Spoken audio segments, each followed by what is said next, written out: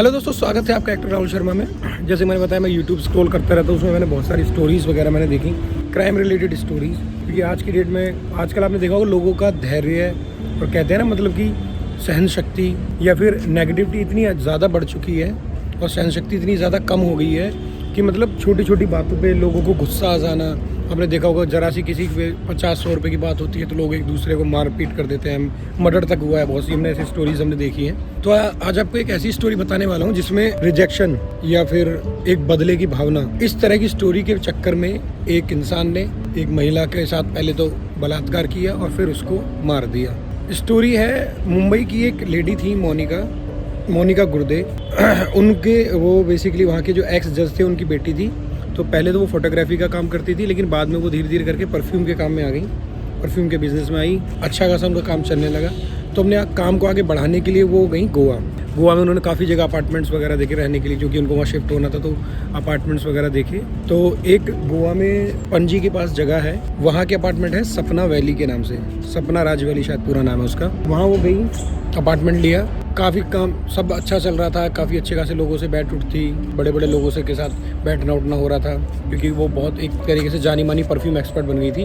उसको महक की मल्लिका भी कहा जाता था उस टाइम पे। लेकिन एक दिन अचानक हुआ क्या, जो उसकी मेड जो घर में काम करने आती थी वो आई, घर पे पहुंची, उसने बैल बजाई, 2-3-4 बार बैल बजाई। जब काफ़ी बार बैल बजाने के बाद रिस्पॉन्स नहीं आया तो उसने उसके ही पास में रहने वाले भाई को कॉल किया, जो उसके भाई शायद वहीं कहीं रहते होंगे। तो उन्होंने शायद भाई कहीं बाहर रहते थे, उनकी कोई कज़न वगैरह थी जो उसके पास चाबी थी उनकी फ्लैट की, उसको कॉल किया। वो जब वहाँ पहुँची, अंदर जाके देखा, उनकी कज़न जब फ्लैट में अंदर गई तो उन्होंने देखा कि जो मोनिका गुर्दे थी वो बेड पे पड़ी हुई है, मर चुकी है, और जो उनके बॉडी के नीचे के हिस्से के सारे कपड़े थे वो उतरे हुए थे। यानी कि देख के लग रहा था उनके साथ कुछ ना कुछ गलत हुआ है। तो पुलिस को जैसी कॉल करी गई, पोस्टमार्टम हुआ तो उसमें पता चला कि उसकी मौत दम घुटने से हुई है, और इवन मरने से पहले, मतलब जब उनकी मौत हुई उससे पहले उनके साथ एक बार रेप भी हुआ था। तो स्टोरी बड़ी खतरनाक थी। अब इसमें जो एंगल पता चलता है जिसने मारा, जैसे मैं आपको बता रहा था कि आज की डेट में लोग बदला लेने की भावना इतनी ज़्यादा बढ़ जाती है कि रेप, मर्डर, ये सब चीज़ें भी उनको ऐसी छोटी लगती हैं, या उनको ऐसा लगता है कि हम ये भी हम कर सकते हैं, कोई दिक्कत नहीं है, अगर हमें बदला लेना है तो वो इस हद तक भी जा सकते हैं। तो जैसे कि मैंने बताया कि जब वो वहाँ अपार्टमेंट में फ्लैट रेंट पर लेने के लिए गई थी, तो वहाँ पे किसी ने, जैसे कि ब्रोकर्स वगैरह होते हैं, उन्होंने वहाँ के सिक्योरिटी गार्ड था एक बंदा राजकुमार, उसको कॉल करी। उन्होंने बोला कि आप एक मैडम आएंगी, उनको फ्लैट दिखा दीजिए। फ्लैट जब उसने दिखाया तो वो देखते ही एक होता है ना, उसके पीछे पागल हो गया कि यार बड़ी सुंदर है महिला। मैं आपको बता दूं वो उनकी उम्र थी 39 साल, शादीशुदा थी, लेकिन शायद आपसी विवादों के चक्कर में वो अलग रह रही थी या डाइवोर्स हो गया था।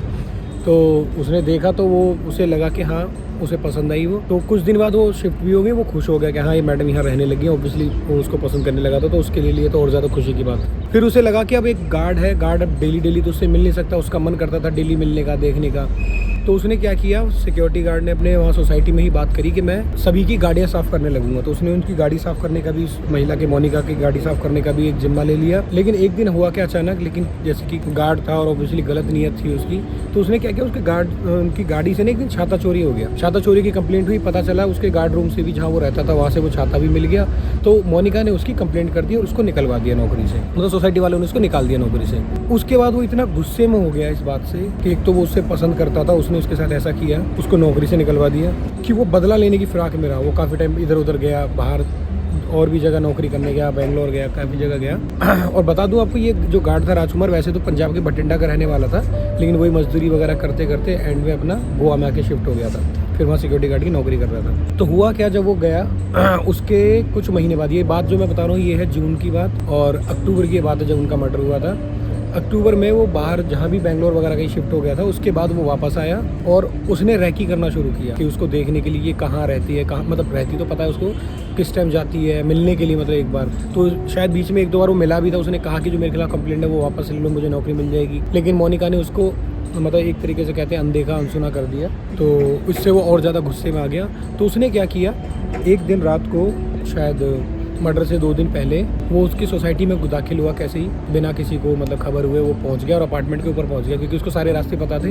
तो उसके वहाँ छत पे जाके बैठ गया अकेला, क्योंकि अपार्टमेंट में आपने देखा होगा अमूमन छत पे लोग जाते जाते नहीं है, वहाँ सब जेंट सेट वगैरह सब चीज़ें रखी रहती हैं। तो वहाँ पहुँच गया, डेली देखता था, अपना ऊपर से झाँकता था कि गाड़ी आई है नहीं आई, उसकी गाड़ी नहीं आई। 1 दिन हो गया, 2 दिन हो गया, 2 दिन से ज़्यादा का टाइम हो गया, यानी कि 48 घंटे से ज़्यादा वो बिना खाए पिए ऊपर रहा, क्योंकि उसको देखना था कि वो आ रही है नहीं आ रही। शायद उसके इरादे भी कुछ ऐसे नहीं, कुछ और थे।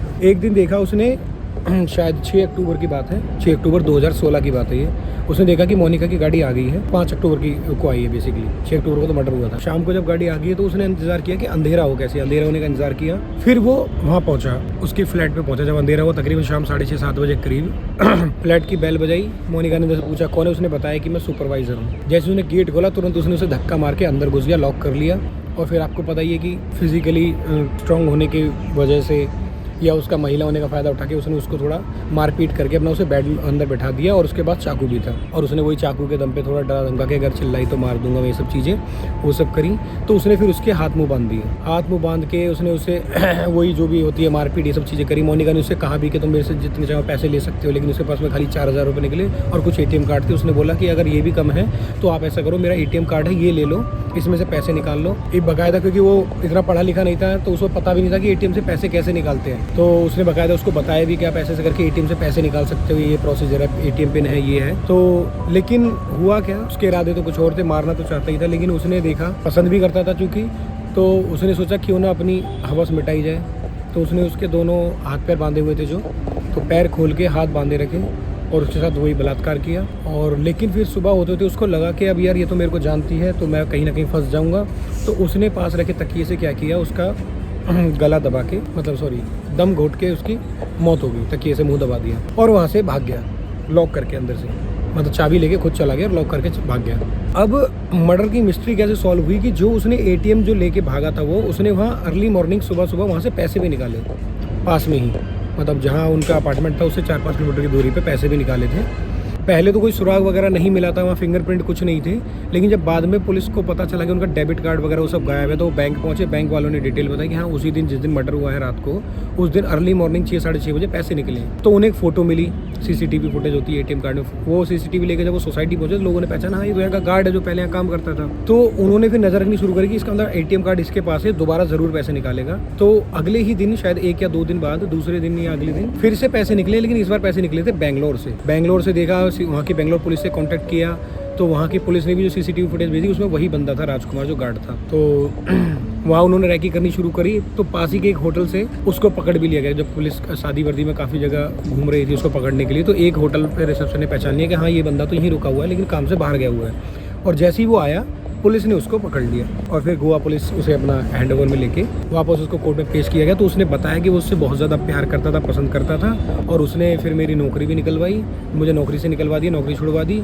तो इस वजह से इसके चक्कर में मुझे उस पर बहुत गुस्सा आ रहा था, इस वजह से मैंने ये सब किया। स्टोरी बताने का या मोटो मेरा यही था कि जैसे आजकल लोगों में इतना एक ना क्रूरता बढ़ती जा रही है, हिंसा बढ़ती जा रही है, गुस्सा इतना बढ़ता जा रहा है, तो उस चीज़ को कम करें। आसपास आप लोगों से बात करें, किसी से कोई बात होती है, अगर आप किसी को पसंद भी करते हैं जाके शेयर कर सकते हैं उनसे कि भाई हम आपको पसंद करते हैं। अगर वो पसंद प्रपोजल एक्सेप्ट होता है तो अच्छी बात है, नहीं होता तो उसको गलत वे में ना लेके जाए, क्योंकि हर किसी की पसंद एक अलग अलग हो सकती है। तो वीडियो बनाने का मोटो बस यही था। आपके आसपास अगर कहीं ऐसा बंदा दिखाई देता है या आपके यार दोस्त में भी किसी में ऐसी, क्योंकि हम ज़्यादातर अपने दोस्तों से ज़्यादा शेयर करते हैं, मुझे वही लड़की पसंद आ रही है कि यार देख मुझे वो पसंद है और उसने मुझे मना कर दिया, ये सब चीज़ें। तो आप ऐसे लोगों को समझाएं, उनको शांत करें, ना कि उनको बढ़ावा दें कि बता यार इसमें तेरी बेइज्जती करी। आजकल होता क्या ना, हम कई बार अनजाने में हम लोग ही इस चीज़ को बढ़ावा दे देते हैं कि मान लो मेरा कोई दोस्त है, उसने किसी को प्रपोज किया, उसने रिजेक्ट कर दिया, तो हम उसका मजाक बनाएंगे कि बता लड़की ने ऐसा कर दिया, अब जा इसको सबक सिखा, इसको ये करो। तो इन सब चीज़ों से बहुत अंदर नेगेटिव चीज़ें बढ़ती हैं, तो ऐसी चीज़ें ना करें। बाकी वीडियो कैसी लगी आप लाइक करके कमेंट करके ज़रूर बताइएगा मेरे को। स्टोरी मैंने शेयर करी, वो सिर्फ एक मोटो है मेरा बताने का, क्योंकि मैं चाहता हूँ कि हर एक मेरी बात से, हर एक वीडियो से कोई ना कोई मोटो निकले, कोई ना कोई एक सीख मिले आप लोगों को और हम लोगों को भी, जो कि मैं भी आजकल सीख रहा हूँ। ये सब वीडियोज़ देख के मुझे बड़ा एक होता है ना, बहुत सारी चीज़ें पता चलती हैं। तो वीडियो को लाइक कमेंट शेयर कर दीजिएगा प्लीज़। इंस्टाग्राम पर आप मुझे फॉलो कर सकते हैं। और बाकी अगर आपके पास ऐसी कोई स्टोरी है जो बताने लायक हो, जिससे कुछ हम एक सीख ले सकें उस स्टोरी से, तो आप ज़रूर मेरे से शेयर करिए इंस्टाग्राम पे मैसेज करके, या फिर आप कमेंट में बता सकते हैं। बाकी जल्दी मिलेंगे नई वीडियो के साथ। जय हिंद, वंदे मातरम। ध्यान रखिए अपना।